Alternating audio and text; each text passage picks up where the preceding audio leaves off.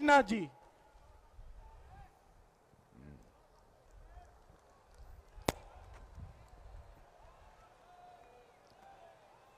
मेरे बहनों भाइयों, मैं आप लोगों से क्षमा चाहूंगा।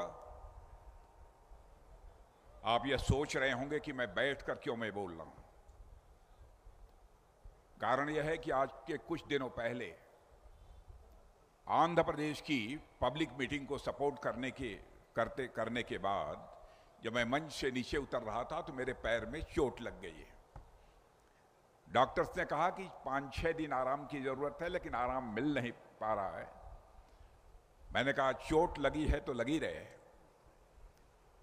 जब तक तीसरी बार मोदी जी के नेतृत्व में सरकार नहीं बन जाएगी तब तक मैं चैन नहीं लूंगा, आराम नहीं करूंगा। इसीलिए हमारे इस गुस्ताखी को आप माफ कीजिएगा। हमारे कैंडिडेट यहां के Shri Shivaji Sharma, national secretary Shri Narendra ji Raina, Lok Sabha in charge Shri Sardar Kewal Dhillon, Sukhwinder Singh Goldy Lok Sabha convener, state secretary BJP Punjab Bhanu Pratap Rana, Sanjeev Vashishth district president, Kamal Saini Kharar Vidhan Sabha and Chamkaur Sahib Vidhan Sabha से दर्शन सिंह शिवजोत, भूपेंद्र सिंह चुरासमा। भूपेंद्र सिंह जी चुरासमा हमारे फॉर्मर मिनिस्टर हैं, गुजरात के बड़े सीनियर लीडर हैं। श्रीमती अंजोत कौर रामूवालिया, श्री अभिषेक गुप्ता। यहां मौजूद मेरे सभी सम्मानित बहनों एवं भाइयों, एक बार बोलिए, बोले सो निहाल। जय श्री राम, भारत माता की।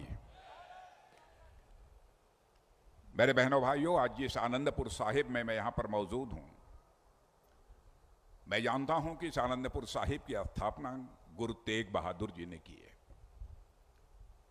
और गुरु गोविंद सिंह जी ने लंबे समय तक यहां पर रहकर खालसा पंथ की स्थापना की है। इसलिए सबसे पहले मैं इस आनंदपुर साहिब की पवित्र धरती को अपना शीश झुकाकर मैं नमन करता हूं।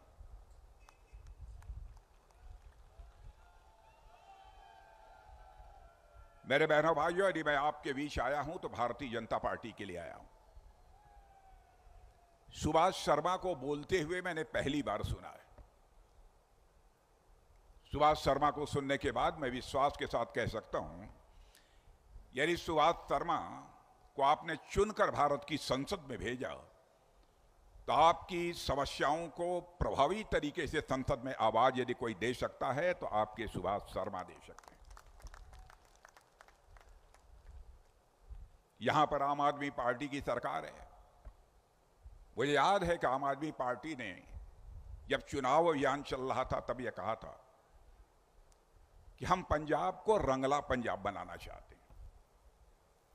बहनों भाइयों, रंगला पंजाब बनाने की बात तो दूर, इसको कंगला पंजाब बना दिया। जो यह लोग कहते हैं वो कभी करते नहीं। इनके नेता ने भी अपने गुरु अन्ना हजारे को ठगा, दिल्ली की जनता को ठगा। दिल्ली की जनता से कहते रहे कि मैं जिस दिन मुख्यमंत्री बन जाऊंगा सारी शराब की दुकानें दिल्ली में बंद हो जाएंगी। गली गली में मेरे बहनों भाइयों, दिल्ली में जाकर देखिए, शराब की दुकान खोलने का काम यदि किसी ने किया है, इनके नेता अरविंद केजरीवाल ने किया है। और शराब के घोटाले में ही जेल की हवा खा रहे हैं, 20 दिन के लिए बाहर आए। जो ये कहते हैं उसे ये लोग कभी करते नहीं हैं। यह भी कहा था कि यदि मैं मुख्यमंत्री बन जाऊंगा तो मैं कभी भी सरकारी आवास में नहीं रहूंगा। बहनों भाइयों, शीश महल बनवाया है अपने रहने के लिए सरकारी पैसे से। और आपने सुना होगा कि उसी शीश महल में जो इनका आवास है, इन्हीं की पार्टी की सांसद स्वाति मालीवाल की लात घूसों से पिटाई की गई। महिला को बाल पकड़कर जमीन पर गिराया गया। यह है इनकी पार्टी का चरित्र। जो कहते हैं वह करते नहीं। और बहनों भाइयों, मैं विश्वास के साथ कह सकता हूं, हिंदुस्तान की अकेली राजनीतिक पार्टी भारतीय जनता पार्टी है जो कहती है वह करती है। और मैं जो कुछ भी बोलने जा रहा हूं, हमारी कहीं कोई बात गलत हो, प्रेस के दोस्तों से भी कहूंगा, मेरी आलोचना आप कर दीजिएगा, मैं उसका स्वागत करूंगा। क्योंकि आज तक जो मैंने राजनीति की है अपनी जिंदगी में, जनता की आंखों में धूल झोंक कर कभी राजनीति नहीं की है, जनता की आंखों में आंख डालकर राजनीति की है। हमारे यहां कोई व्यक्ति गलत बोल सकता है, जो कहे वह न हो यह हो सकता है, लेकिन हमारी पार्टी जो कहेगी बहनों भाइयों वही करेगी। हमारे कहने और करने में, हमारी कथनी और करनी में, हमारे वर्ड्स और डीड में कभी अंतर नहीं रहा है। नेताओं के कहने और करने में अंतर होने के कारण, जनता से बार बार झूठ बोलने के कारण ही जनता पर से लोगों का विश्वास ही समाप्त, जनता का नेताओं पर से विश्वास ही समाप्त हो गया था। और यह क्राइसिस ऑफ क्रेडिबिलिटी, विश्वसनीयता का संकट भारत की राजनीति में सारी राजनीतिक पार्टियों ने पैदा किया। लेकिन इस क्राइसिस ऑफ क्रेडिबिलिटी, विश्वसनीयता के संकट को चुनौती के रूप में भारत की राजनीति में यदि किसी ने स्वीकार किया है, हमारी और आपकी पार्टी भारतीय जनता पार्टी ने स्वीकार किया। मैं याद दिलाना चाहता हूं, हमारे सारे अब तक के इलेक्शन मैनिफेस्टो उठाकर आप देख लीजिए। जब जब हमारी सरकार बनी है, अपने इलेक्शन मैनिफेस्टो में जो भी हमने कहा है उसे पूरा किया है कि नहीं किया।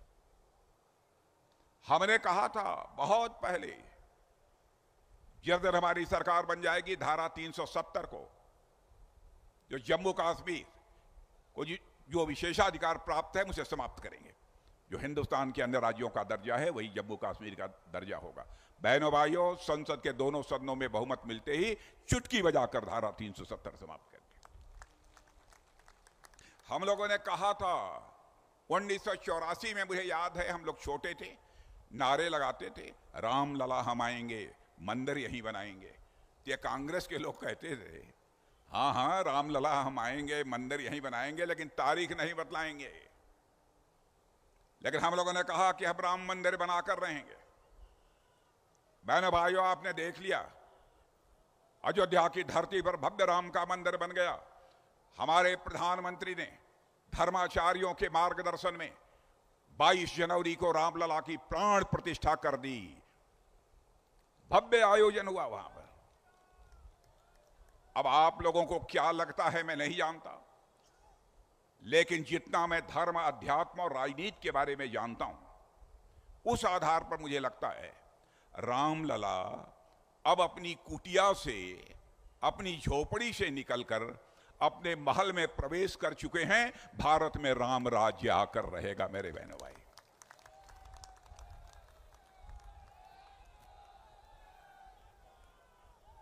अब लोग ये पूछेंगे कि साहब राम राज्य कैसे आएगा। अब यह लंबी बात है, बहुत विस्तार में नहीं जाऊंगा।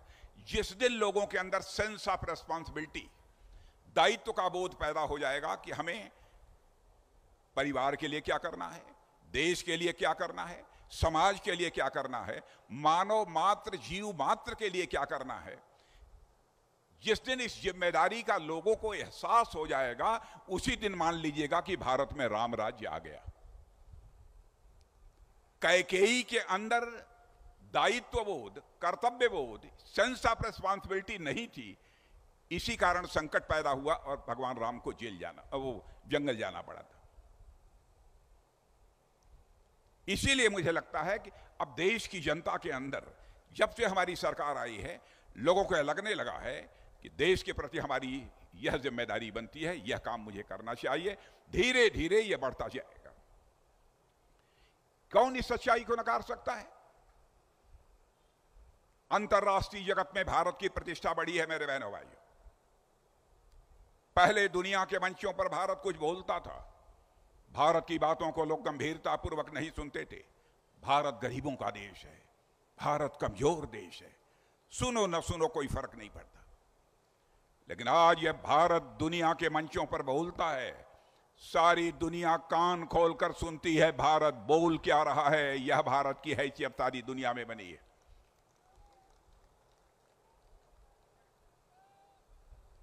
धन दौलत के मामले में सारी दुनिया में यह धारणा थी कि भारत गरीबों का देश है।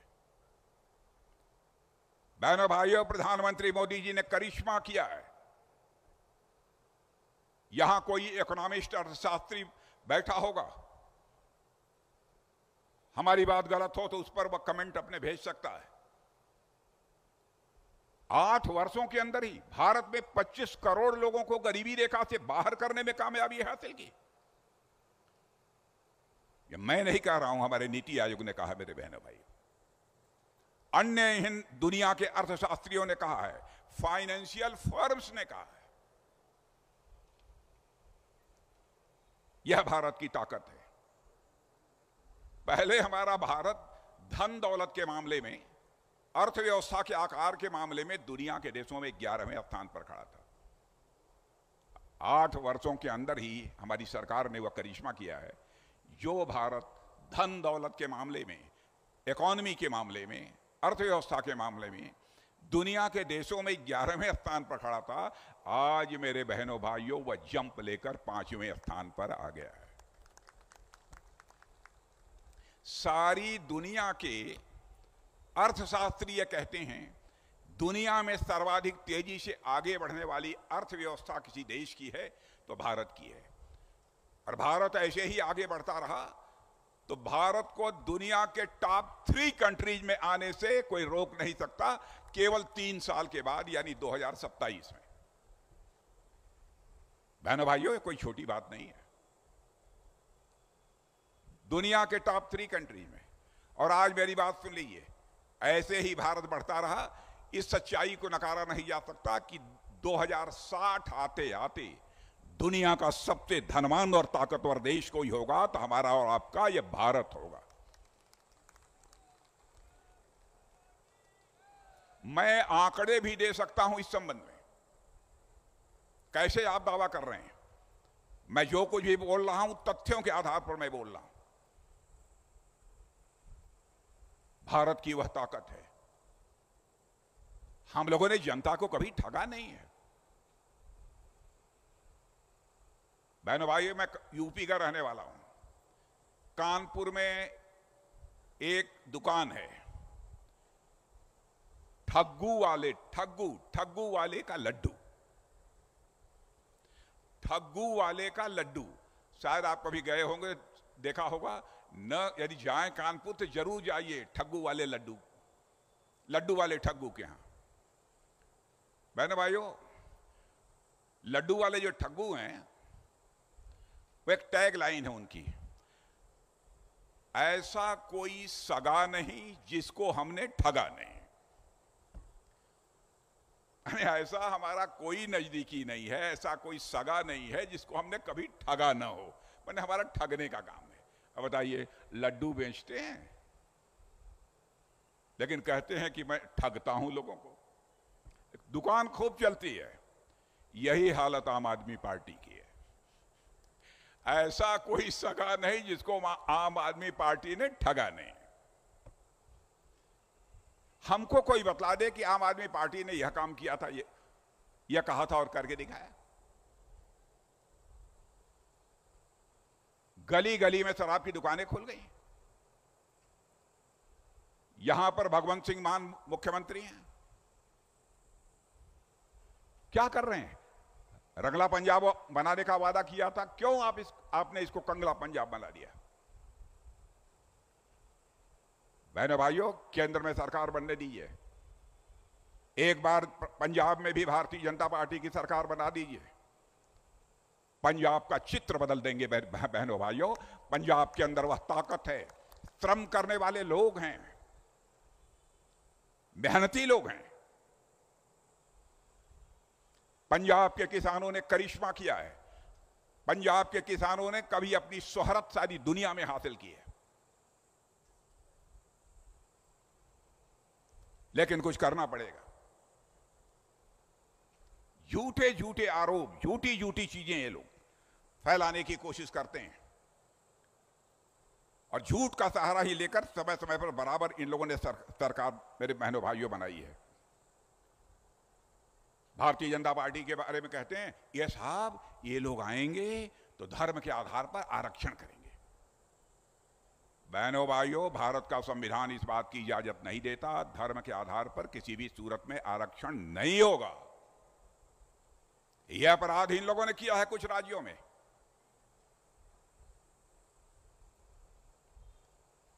केवल वोट हासिल करने के लिए एक समुदाय का। हम राजनीति केवल सरकार बनाने के लिए नहीं करते हैं, हम राजनीति करते हैं तो देश बनाने के लिए राजनीति करते हैं बहनों भाइयों। केवल सरकार बनाने के लिए हम राजनीति नहीं करते। क्या क्या नहीं किया है इन लोगों ने। झूठ बोलते हैं भारत में सबसे ज्यादा महंगाई है, भारत में सबसे ज्यादा गरीबी है। मैं केवल एक बात मैं कहना चाहता हूं, दुनिया का सबसे ताकतवर देश अमेरिका है ना, सबसे ताकतवर देश अमेरिका है ना। आप उठाकर इंटरनेट पर जाइए, देख लीजिए, वहां के एम्बेसडर हैं, भारत में वहां के एम्बेसडर हैं मिस्टर गारसेटी। मिस्टर गारसेटी ने एक स्थान पर बोलते हुए यह कहा, if you want to see the future come to India. यदि भविष्य देखना चाहते हो तो भारत आओ। If you want to feel the future come to India. यदि भविष्य महसूस करना चाहते हो तो भारत आओ। If you want to work on future come to India. यदि भविष्य पर काम करना चाहते हो दुनिया में कहीं मत जाओ, भारत में आओ। यह अमेरिका के राजदूत ने कहा है, जो दुनिया का सबसे ताकतवर देश है। बहनों भाइयों, भारत अब कमजोर भारत नहीं रहा है। भारत के रक्षा मंत्री के रूप में मैं कह रहा हूं, भारत अब दुनिया का ताकतवर देश बन चुका है। आतंकवाद के मामले में देखा आपने, हमने जो करके दिखाया है।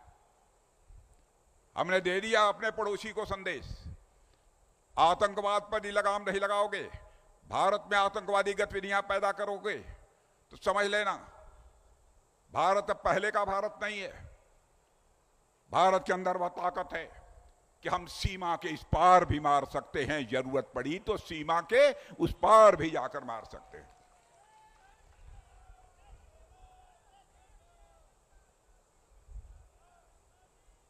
इन लोगों ने तमाशा बना दिया।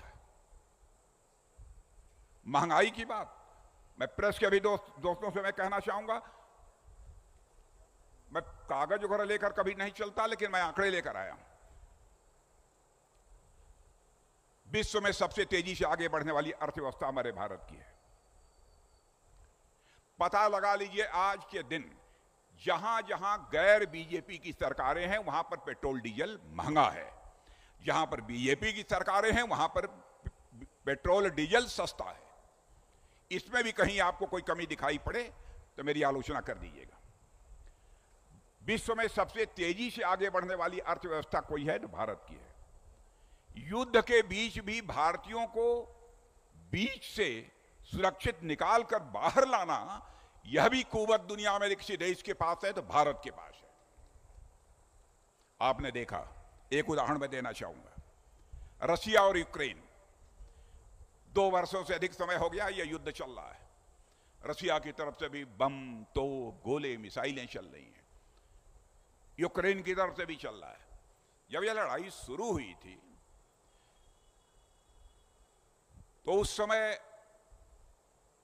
हमारे जो बच्चे, हमारे भारत के रहने वाले जो बच्चे वहां पर मेडिकल की पढ़ाई कर रहे थे यूक्रेन में, कोई इंजीनियरिंग की पढ़ाई कर रहा था, कोई मैनेजमेंट का कोर्स कर रहा था, उनके माता पिता जो भारत में रहते थे उन्हें इस बात की चिंता हुई, रूस इतनी तेजी से मिसाइल चला रहा है यूक्रेन के ऊपर, कहीं ऐसा ना हो कि हमारे बच्चे जहां रहते हैं वहां आकर मिसाइल गिर गई तो हमारे बच्चों की जिंदगी खतरे में पड़ जाएगी।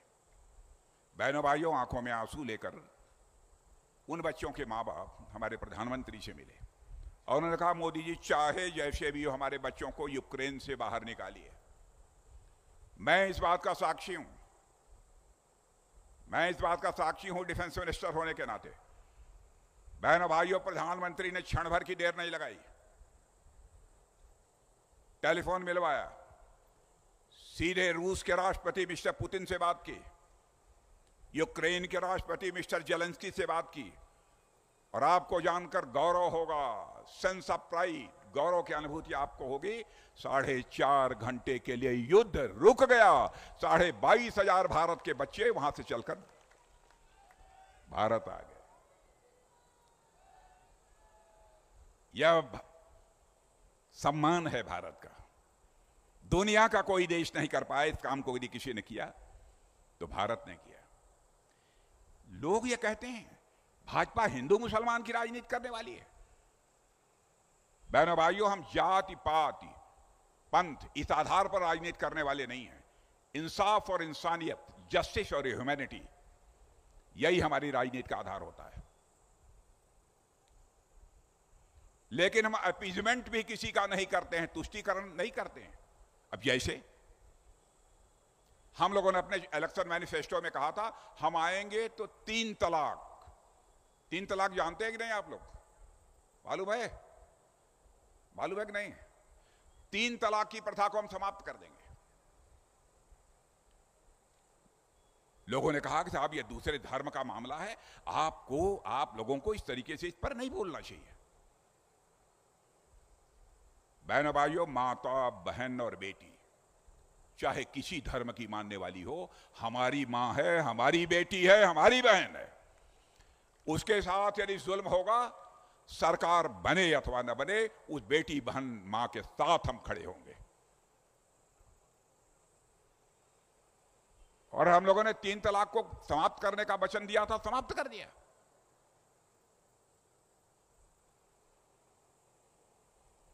हिम्मत चाहिए, 56 इंच का सीना चाहिए भारत जैसे 140 करोड़ की जनसंख्या वाले देश को चलाने के लिए। कमजोर कलेजे का कोई इंसान, बहनों भाइयों, भारत को नहीं चला सकता। चलाते रहे ये लोग 52 ईयर्स, 52 वर्षों तक अखंड हुकूमत की है कांग्रेस ने। मैं यह नहीं कहता हूं कि कुछ नहीं किया उन्होंने, क्योंकि मैं झूठ भी नहीं बोलना चाहूंगा। लेकिन काम करने की, विकास की जो तेजी चाहिए थी, वह कांग्रेस अथवा कोई दूसरी पार्टी इस देश में पैदा नहीं कर पाई। विकास की तीव्रता, इंटेंसिटी ऑफ डेवलपमेंट, जो हमको मोदी के शासनकाल में देखने को मिली है, बहनों भाइयों, आजाद भारत के इतिहास में किसी के शासनकाल में देखने को नहीं मिली।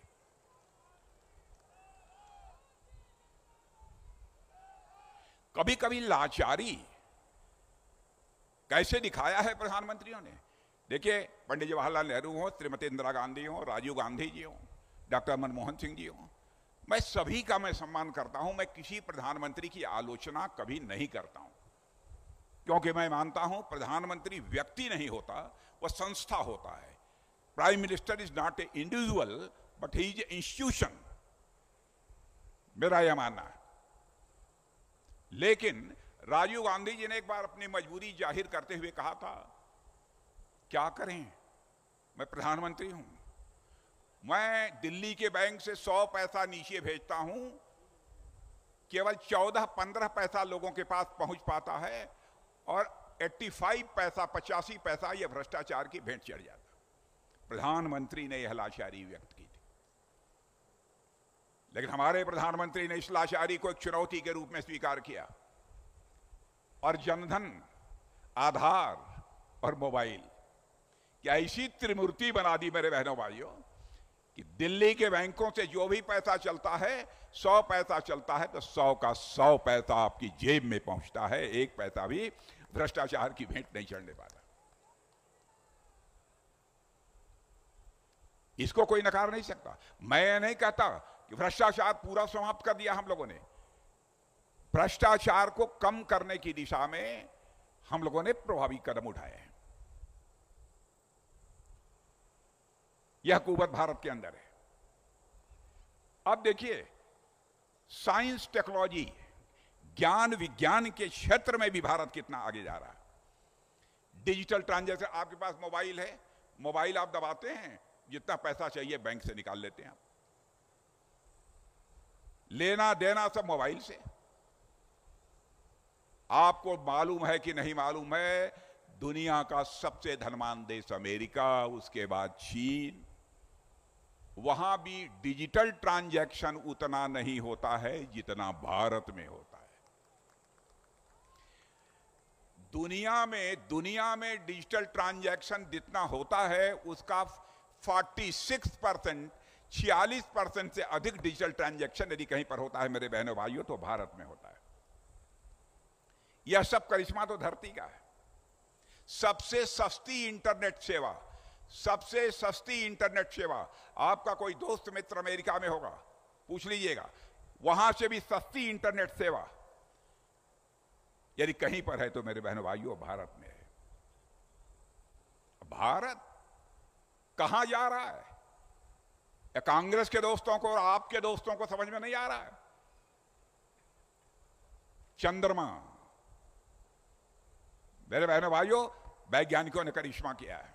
मुझे याद है, मैं भी साइंस का स्टूडेंट रहा हूं, विद्यार्थी रहा हूं फिजिक्स का। मैं जानता हूं हमारे वैज्ञानिकों ने चंद्रयान 2 छोड़ा था चंद्रमा पर, साउथ पोल पर पहुंचने के लिए, फेल हो गया।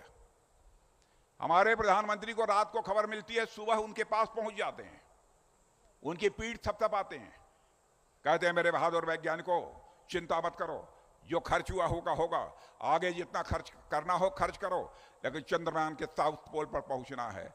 और उसके बाद आपने देखा कि चंद्रयान 3 हमारे वैज्ञानिकों ने चंद्रमा के साउथ पोल पर मेरे बहनों भाइयों अपने लैंडर को उतार दिया। दुनिया का पहला देश भारत है जो चंद्रमा के साउथ पोल पर अपना लैंडर उतारने में कामयाब हुआ है। पहला देश है यह भारत। कोरोना के संकट में आपको लगता होगा कोरोना कोई वो सामान्य बात है, वैक्सीन नहीं बनती थी, यहां टीका जो लगता है वैक्सीन नहीं बनती थी। भारत ने करिश्मा किया है, एकदम उंगली तले, दांत तले उंगली दबा लिया दुनिया वालों ने।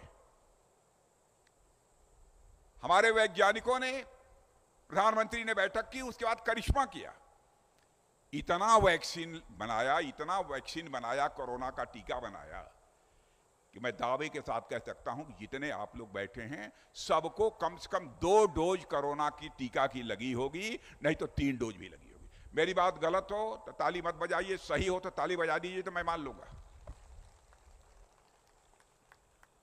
दुनिया में अब चले जाइए, अमेरिका में भी कोई दावे से कह दे, चाइना में भी कोई दावे के साथ कह दे, और हमारे वैज्ञानिकों ने वह करिश्मा। देखिए माहौल पर होता है, सरकार किसको कितना सपोर्ट करती है, सरकार की विल पावर, इच्छा शक्ति के अनुसार ही सारी दुनिया चलती है। जो प्रधानमंत्री बैठा है, आपको जानकारी होगी कि हम लोगों ने 140 करोड़ की जनसंख्या के भारतवासियों को ही कोरोना का टीका नहीं लगाया, बल्कि दुनिया के 100 देशों को कोरोना का वैक्सीन मुहैया कराया है आपके वैज्ञानिकों ने। दुनिया के 100 देशों को। अब फ्री राशन 80 करोड़ लोगों को दे रहे हैं। यहां हमारे कुछ भाई ऐसे भी बैठे होंगे जो राशन लेते होंगे, फ्री राशन जो 5 किलो मिलता है। देखिए मैं भी गांव का रहने वाला हूं, कोई मैं शहरी बाबू नहीं हूं, जैसे आप हैं मैं भी हूं। गांव से बहुत सारे लोग ही आकर रहते होंगे। बहनों भाइयों, जो 5 किलो फ्री राशन मिलता है, बहुत लोग समझते हैं घर में एक ही आदमी लेता होगा। मैंने देखा है 3, 4, 5 लोग हैं तो सब 5-5 किलो लेते हैं। और इतना ही नहीं, खाते भी हैं, अब बच जाता है तो फिर ले जाकर बेच भी देते हैं। ये सही है कि नहीं? सही हो तो ताली बजाइए, नहीं तो मत बजाइए। और अगले 5 वर्षों तक यह फ्री राशन मिलता रहेगा। भारत के किसानों ने करिश्मा किया है मेरे बहनों भाइयों, इतना अन्न पैदा किया है, इतना अन्न पैदा किया है। इसलिए हम आपसे समर्थन मांगने आए। और इतना ही नहीं, मैं एक आंकड़ा और आप सबको मैं देना चाहता हूं। कहते हैं बेरोजगारी यहां सबसे अधिक है। मैं पत्रकार दोस्तों से भी कहना चाहता हूं कि देख लें इसको। लोग कहते हैं भाजपा सरकार में बेरोजगारी बढ़ी है, भाजपा सरकार में महंगाई बढ़ी है, यह सब हमारे ऊपर आरोप लगाते हैं। बेरोजगारी पर सतत प्रहार किया, असंगठित क्षेत्र की बेरोजगारी है, मुद्रा लोन, बहुत सारी चीजें हम लोगों ने दी हैं। मैं आंकड़ा दूंगा तो हैरत में होंगे।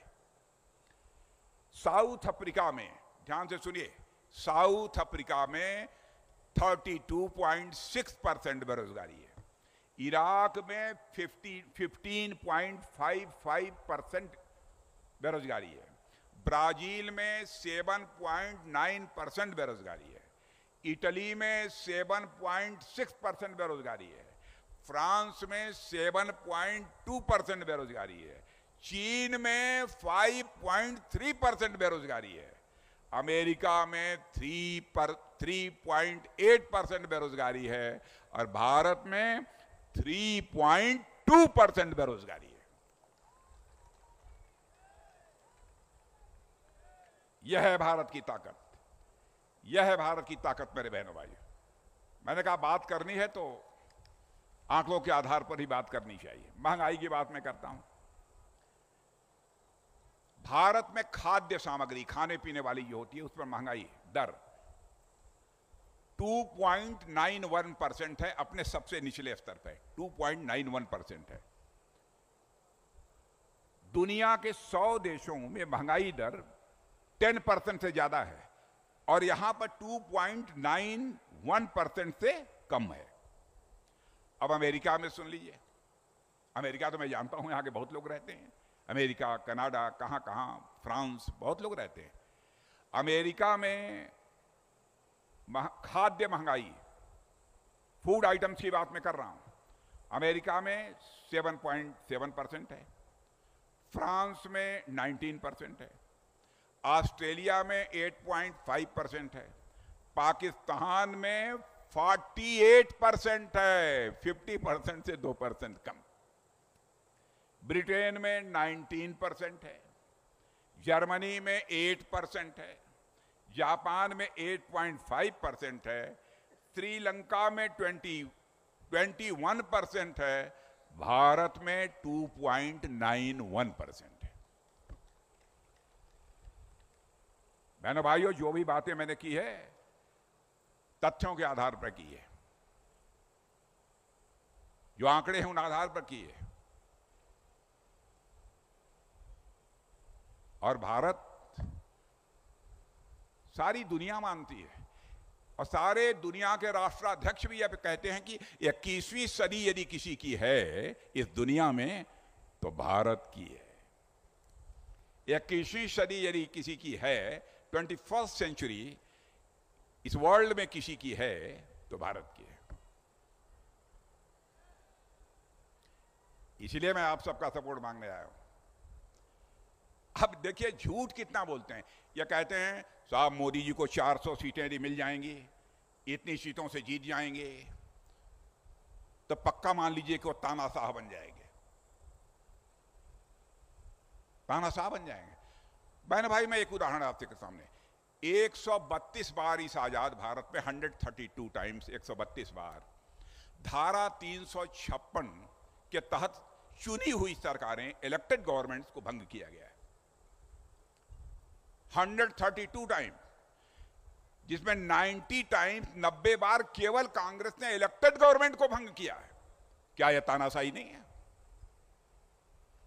और मोदी जी ने 10 वर्षों में एक भी इलेक्टेड गवर्नमेंट को कभी भंग नहीं किया है, भले ही पंजाब की आम आदमी पार्टी की सरकार। उनके चरित्र में और हमारे चरित्र में यह अंतर है। और यह कहते हैं साहब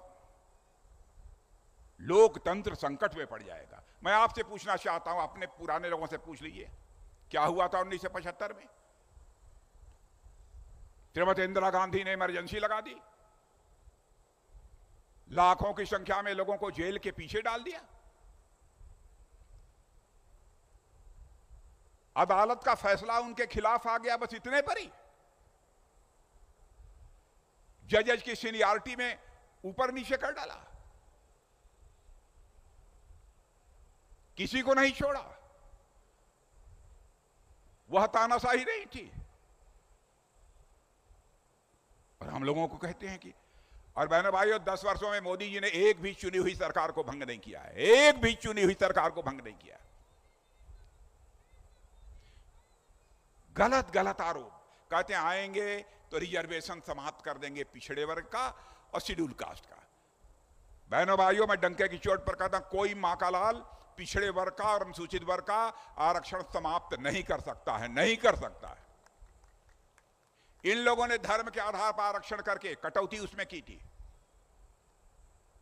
जो चीज असंवैधानिक है, अनकॉन्स्टिट्यूशनल है, उस काम को भी इन लोगों ने किया। इसलिए मैं आप लोगों से निवेदन करने आया हूं, बहनों भाइयों, आपका समर्थन प्राप्त होना चाहिए। और भारतीय जनता पार्टी ने हमारे सुभाष शर्मा को बहुत सोच समझकर चुनाव के मैदान में उतारा है। नौजवान भी हैं और शहरी बदन के भी हैं। शहरी बदन है, इस समय यहां होंगे, चंद क्षणों में वहां होंगे। और मैं समझता हूं सांसद चुने जाने के बाद जनता के साथ एक जिंदा संपर्क बनाकर रखेंगे। मुझे पूरा विश्वास है इनके शरीर और इनके चेहरे को देखने के बाद जो मैं नतीजे पर पहुंचा, तो जिता देंगे पक्का पक्का। मैं ऐसे नहीं मानूंगा। यदि एक बार सभी लोग हाथ उठाकर तालियां बजा दीजिए तो मैं मान लूंगा कि सुभाष शर्मा को आप भारी मतों से विजय दिला देंगे। खड़े हो जाओ, एक बार और फिर से बजा दीजिए, फिर से बजा दीजिए मेरे बहनों भाई तालियां। भारत माता की, भारत माता की।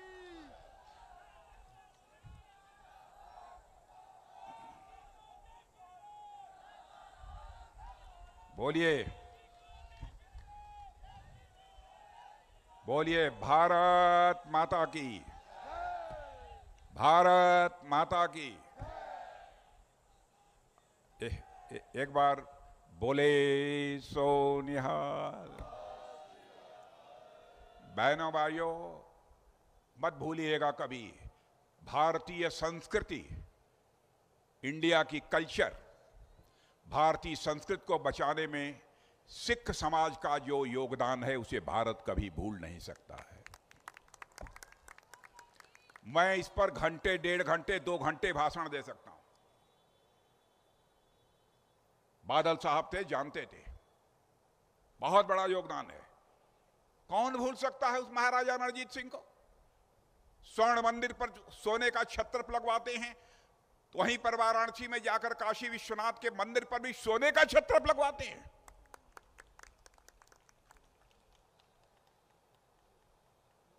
कभी कभी मैं देखता हूं आपस में कभी गलतफहमियां पैदा होती हैं। सीमाओं पर भी हमारे सिख समाज के लोग जिस बुलंदी के साथ भारत की सीमाओं की रक्षा कर रहे हैं, मेरे बहनों भाइयों, मेरा सीना चौड़ा हो जाता है। मिलकर आगे बढ़िए, भविष्य आपका है। नए भारत का निर्माण होते हुए आप अपनी आंखों से देख रहे हैं बहनों भाइयों। नए भारत का नई सोच के साथ निर्माण होकर रहेगा। दुनिया की कोई ताकत हमें रोक नहीं सकती। आप सबको बहुत बहुत धन्यवाद। भारत माता की। हुण मैं कहांगा अमन जी नूं भी अपने मंच में स्वागत करन। अमन आना जी, अमन जी मंडल अध्यक्ष अभिषेक गुप्ता जी, भानु प्रताप राणा जी ते होर साडे भारतीय जनता पार्टी का परिवार आए हुए साडे मुख्य मेहमान श्री राजनाथ सिंह जी, रक्षा मंत्री भारत सरकार, उन सभी का இங்க நின்னு என்ன யோசிக்கிற? எப்படி எடுக்கிறதுன்னு யோசிக்கிறேன். இப்படி எடுத்தா போச்சு.